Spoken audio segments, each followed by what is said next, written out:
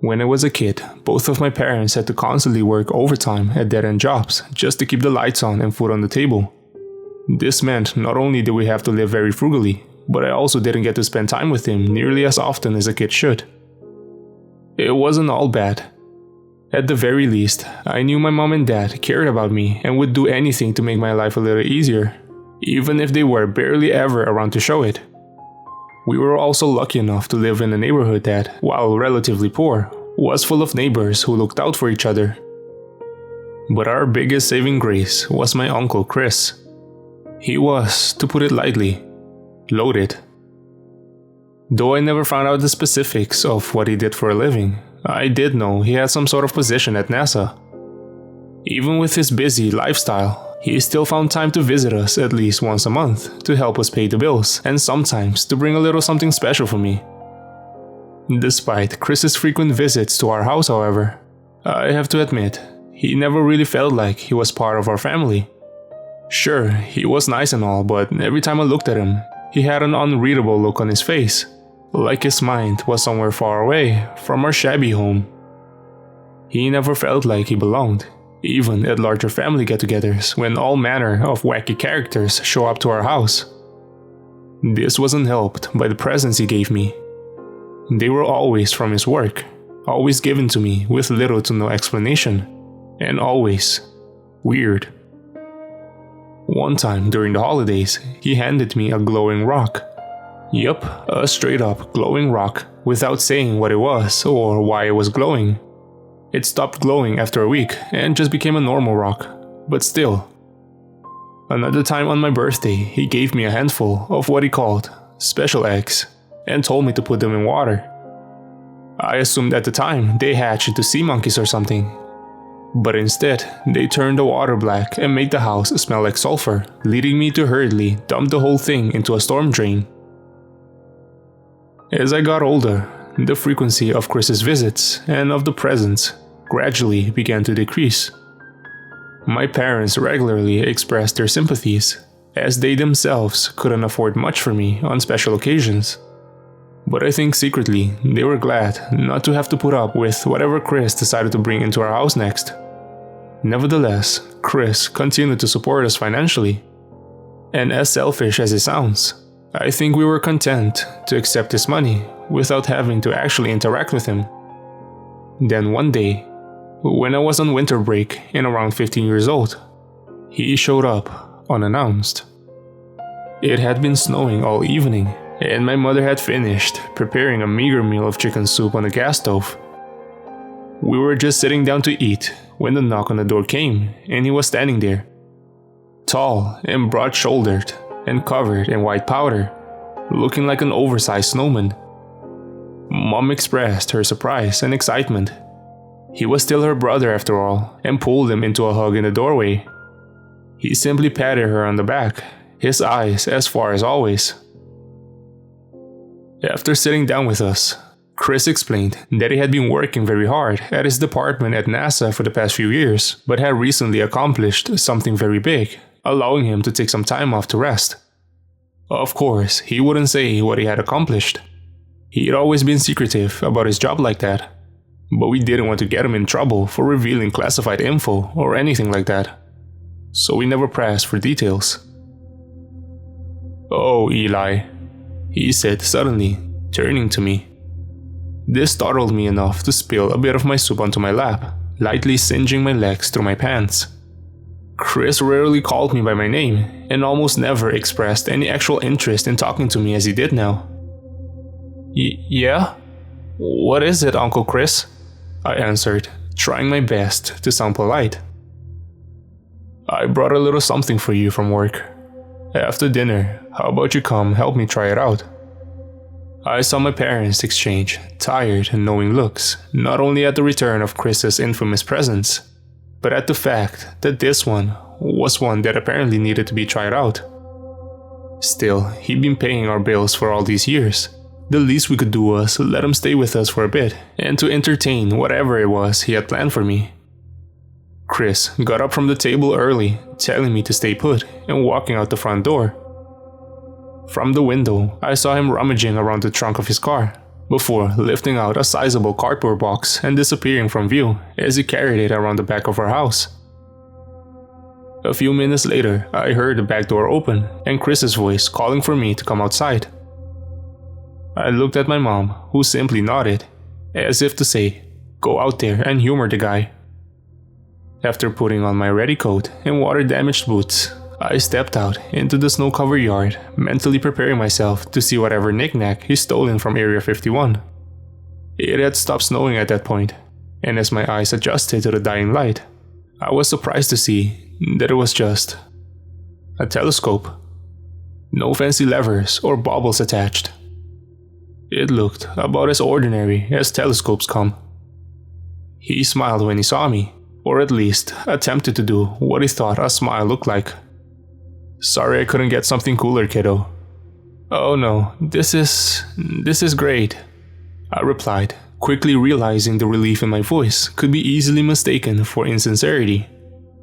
Maybe it was better that way. Maybe it was better that he didn't know a normal present was all I ever really wanted. "Well," he said, "might as well show you the ropes."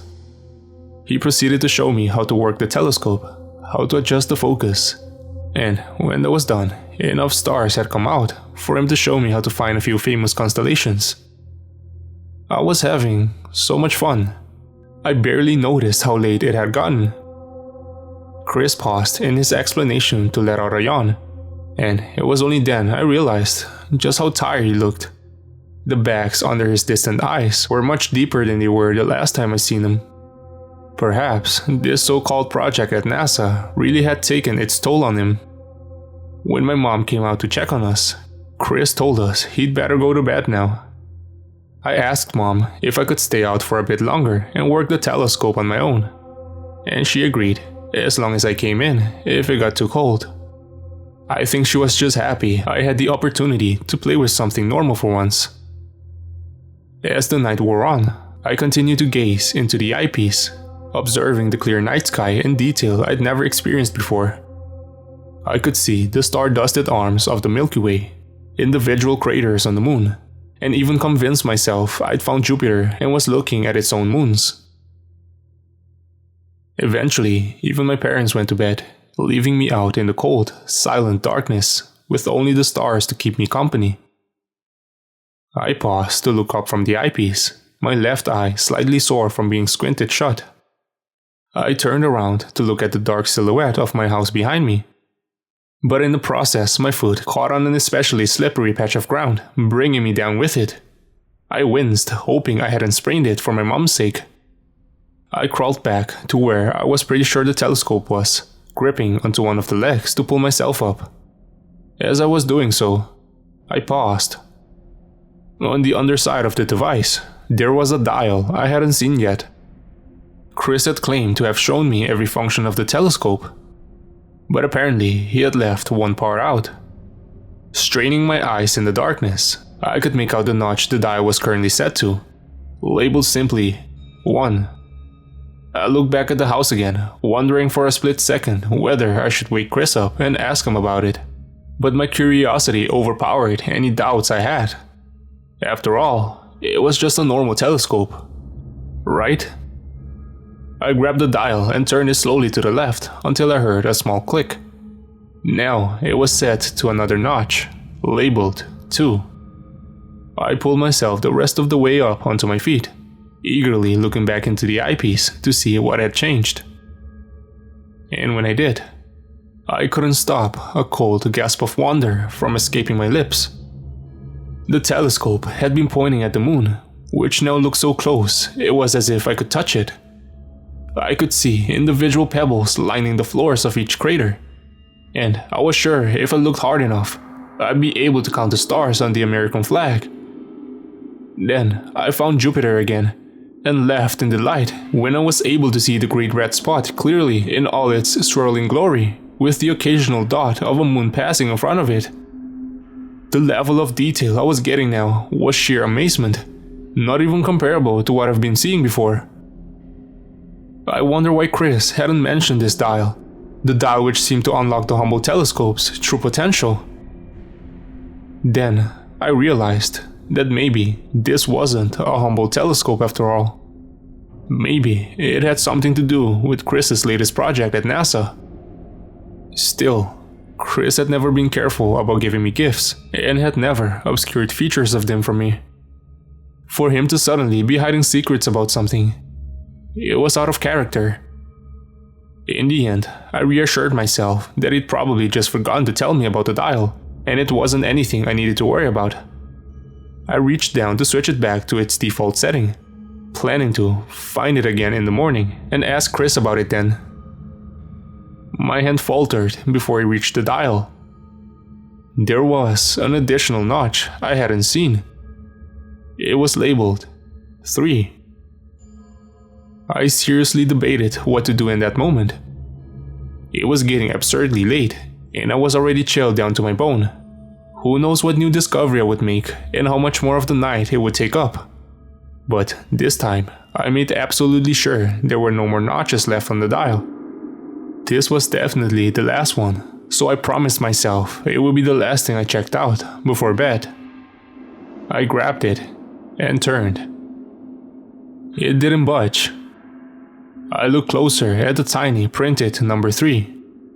There appeared to be a minuscule keyhole under the third notch, and it was my best guess that some sort of mechanism was preventing the dial from turning any further.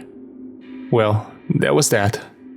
If I needed the key to get to the third notch, it clearly wasn't something I needed to be messing around with without Chris.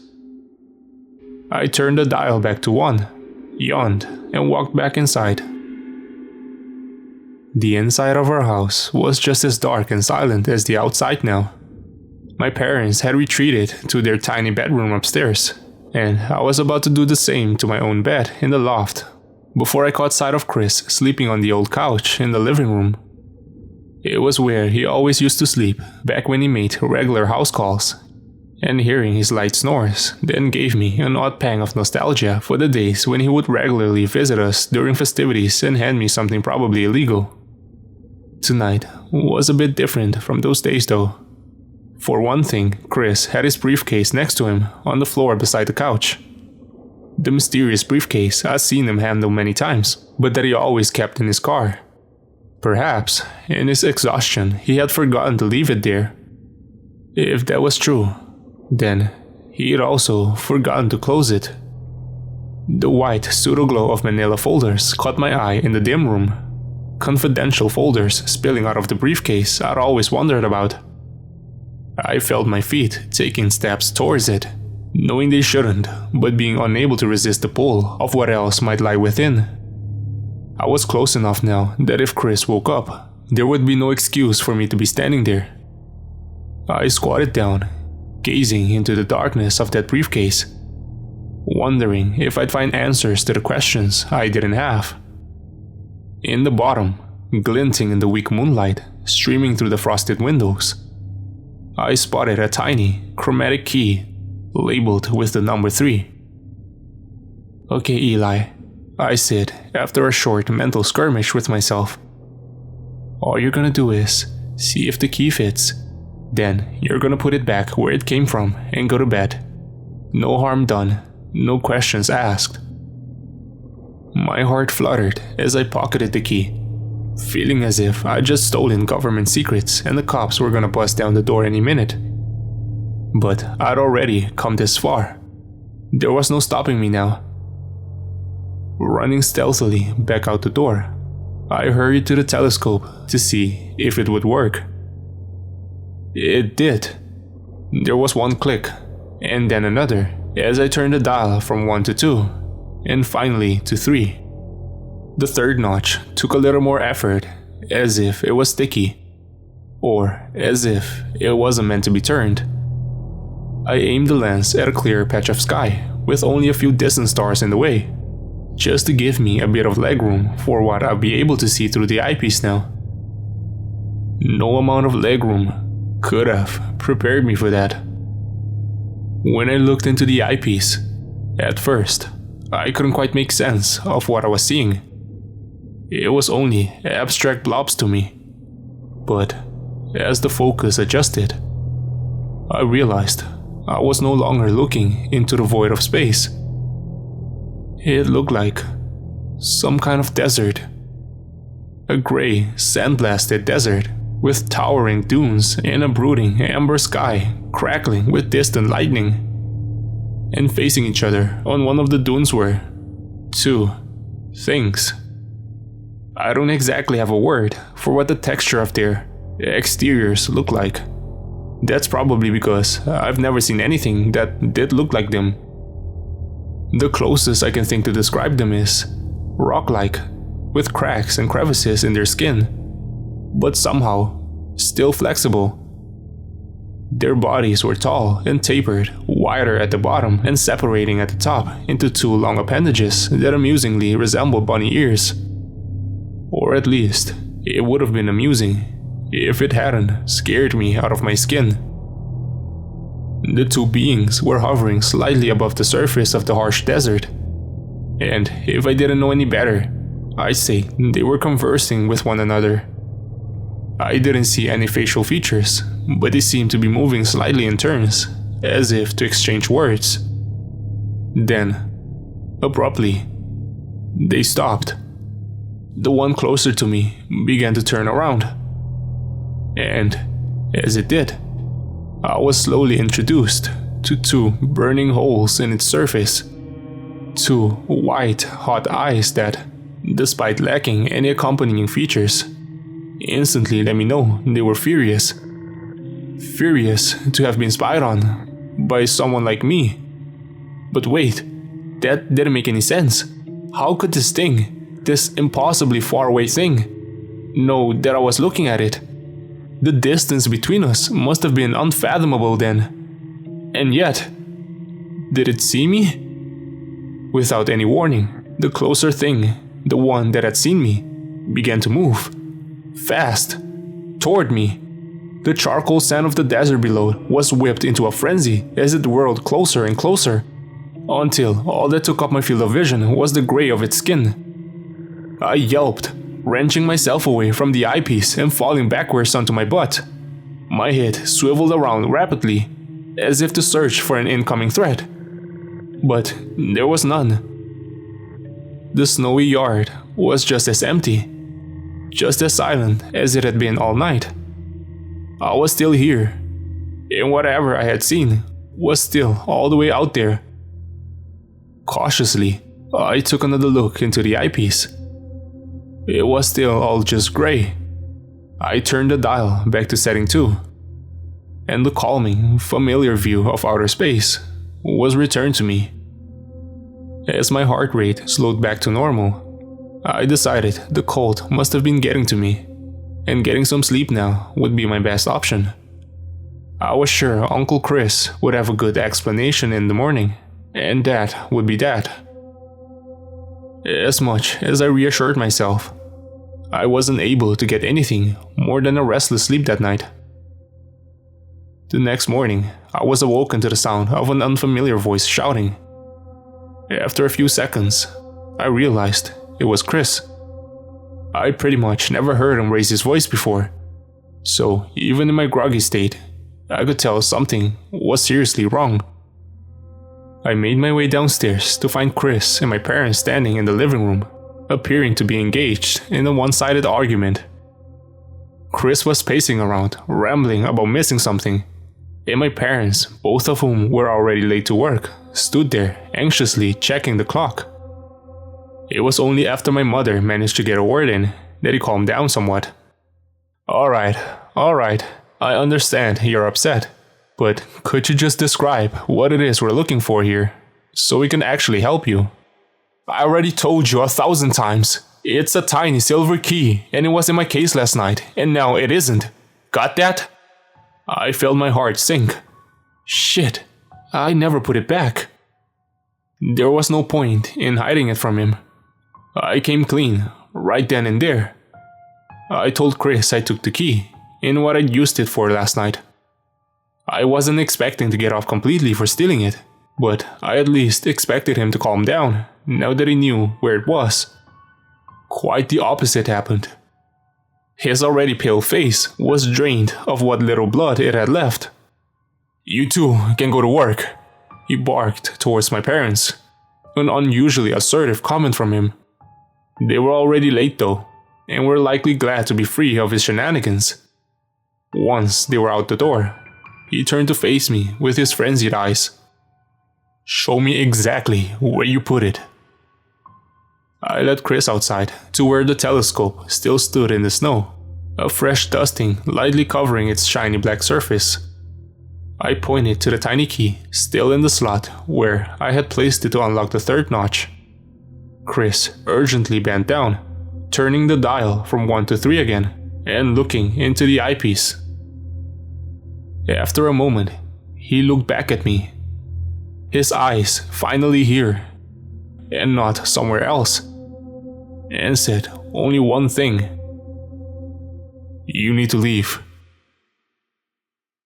And that's the story of how my family got set up in a new luxury modern home on a secluded rural property. Chris never explained why he bought a new home for us, nor why it was so far away from our old one. But of course, my parents were ecstatic about it. They were a little sad to leave our old friends of the rundown neighborhood in the past. But that was a small price to pay for a better life. I never told my parents what happened that night either. I didn't want them to worry about me. Chris still sent us the occasional check. But now that we were well off, thanks to him, we didn't need much of his help anymore. Eventually, he stopped sending us anything, stopped coming to our house, stopped communicating with us altogether. We forgot about him. And I forgot what I had seen in the telescope. My parents were able to get decent jobs, and after a few years, I moved out and got my own place. Everything was well. Until this morning.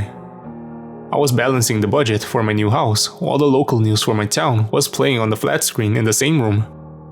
It was just background noise really. I wasn't paying much attention to what was actually going on. Not until I happened to look up at the right moment, to catch sight of something that made me do a double take. An extremely grainy photograph was displayed on the screen. The kind that could only be of something very far away. Outer space levels of far away. This was reaffirmed by the black background and fuzzy white dots scattering the background of the photo. But what stuck out to me was the dark, grayish blur in the center of the photograph. It shouldn't have meant anything to me. And yet, it did. Because this particular blur had a long tapered shape, and it ended in what resembled like long bunny ears. Suddenly, everything that happened that night came back to me, and now I desperately needed to know the context of this image, fumbling for the remote and cranking up the volume. In other news, astronomers recently spotted this piece of debris as it rapidly entered our solar system yesterday morning. While its unusual shape may pique the interest of some, we are told that it is no cause of alarm, as dozens of meteors and other small space debris swing by planet Earth every single year. The recent meteor shower last weekend should be proof of this, of course. Oh, were you able to catch that, Sam? I had to work that night. I did indeed, Kathy, and it was as beautiful as they say. I'll send you a video sometime. Now, here's the weather. The sounds of the TV meant nothing to me, as they were replaced by the pounding of dread in my ears. I wanted to call Chris, to call someone who would understand. But I realized I haven't had his number in years. I don't know who else I can talk to about this. But I do know one thing. That debris isn't going to simply swing by planet Earth. It's coming for me.